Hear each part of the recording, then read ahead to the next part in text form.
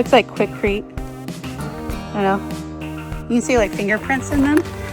As you can see from these dark spots, that water is seeping or wicking up through the concrete, through the sill plate, and into our shed. It doesn't look like the caulking and sealant that we used worked very well.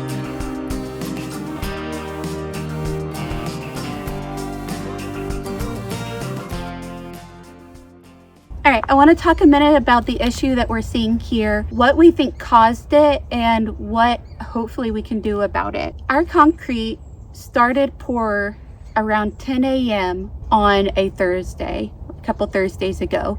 And I showed you guys a little bit of footage from that day where I came out and the team was already breaking down the forms by 2:30 that same day. I talked with a structural engineer friend of mine, and we really think that that is the reason why we see such large spalling here, is that the forms came off and the concrete did not reach enough of a strength to be able to hold its shape, and therefore these large chunks came off. And now some of these footings, they said, are oversized. They were poured larger than the plans called for, which is great if they have enough strength still. But the real concern is that the rebar here is exposed. This rebar will rust, and it'll keep rusting through the rest of the form even where it's not exposed.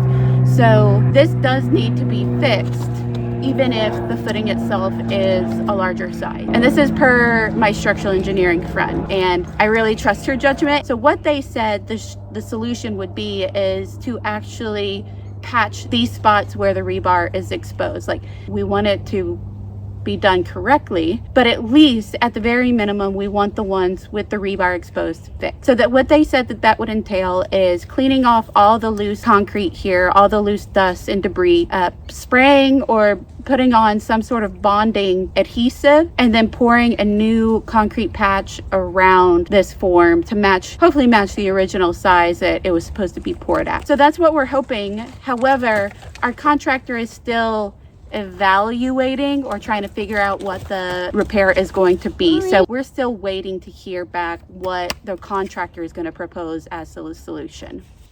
So let me talk to you about another problem that we found, is that we've noticed, as you can see from these dark spots, that water is seeping or wicking up through the concrete, through the sill plate, and into our shed. And while there's nothing in here that's going to really be damaged, I mean, the plywood, the sill plate, they could get water damage over time. Chocolate. Hold on a minute, Mom is recording another video. I'll make you some in just a minute, okay? So we are concerned that over time, water will wick up through the foundation, into the sill plate, into the concrete, into the exterior walls, and that will damage the shed over time. So we're trying to figure out some solutions. I think what we've determined is that we had a couple of really big rainstorms, and then our exterior walls don't extend far enough over the sill plate to keep water from getting up into the sill plate and wicking up into the interior of the shed. So Phil is currently caulking and foaming that gap on the exterior, see if we can prevent some of the moisture. We're also wondering if we need to go ahead and install some sort of drip edge or bead around the exterior to really flash down that gap.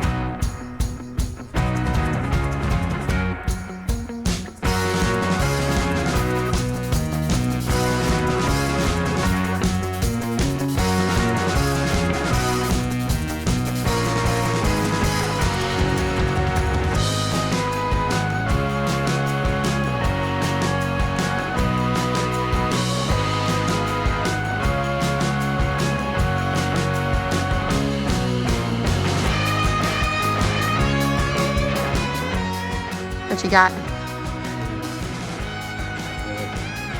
Spokes. I'm just gonna remember to shake it.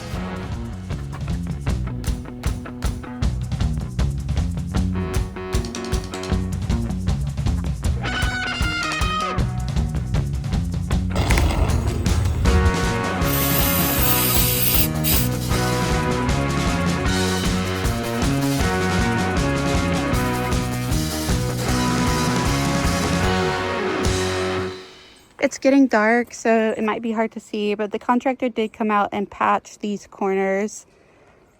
I mean, I guess it works. It just looks like quickcrete. I don't know. You can see like fingerprints in them. Like they just like, you know, used their hands and kind of patted it on like building a sandcastle or something. So, I don't know. It works, I guess. But they did miss one over here. So, all right. I guess that's it. It's right there. Yeah, so they're gonna have to come out and fix that. What do you think about us grabbing one of those corners that knocked off and using it as like a doorstop or something? What do you mean? I don't know, just saving it. Sure. Yeah, I mean, It'd be funny. better than being broken. I'm a little sick right now, but I just wanted to show you guys. We're out at the lot, and it doesn't look like the caulking and sealant that we used worked very well. You can see the sill plate there is pretty wet. So we have had some pretty good rains, but it looks like what we did just wasn't the right solution. It's wet through there. Shows up better on camera than it does in real life, but we're gonna have to figure something else out. I think we're gonna try some flashing next, but that's gonna have to be another day.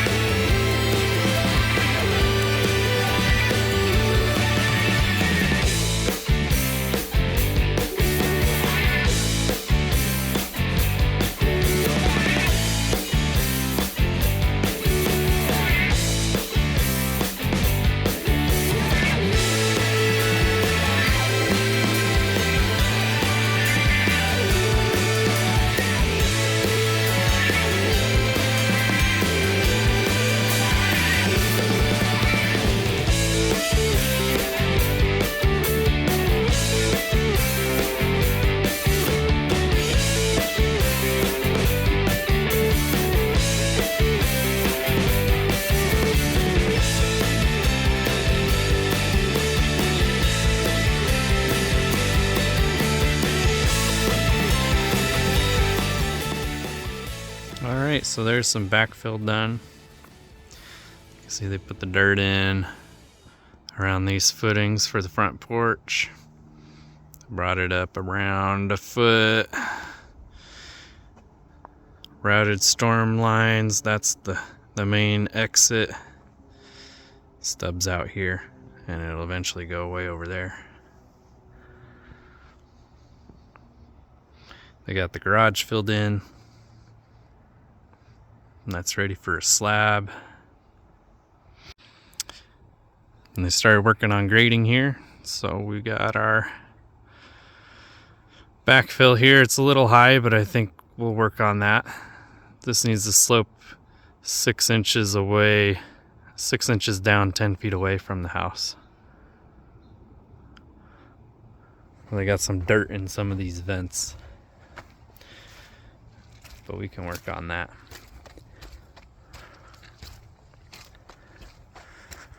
We got a lot of fill that needs to go to somewhere else.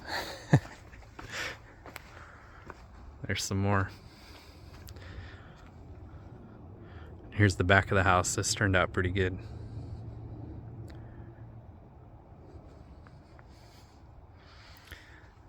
This is the sewer stub up for the septic tank.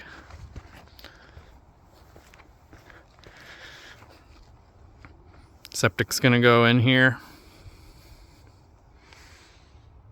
So yeah, it's looking pretty good. Hey, walking around in the dark here, trying to make sure our time-lapse camera is working because they were able to do quite a bit of work, but we're worried that the card or the camera is not recording. So it's only like 5:15, 5:30 or something like that, but it is so dark out here. But looking pretty cool.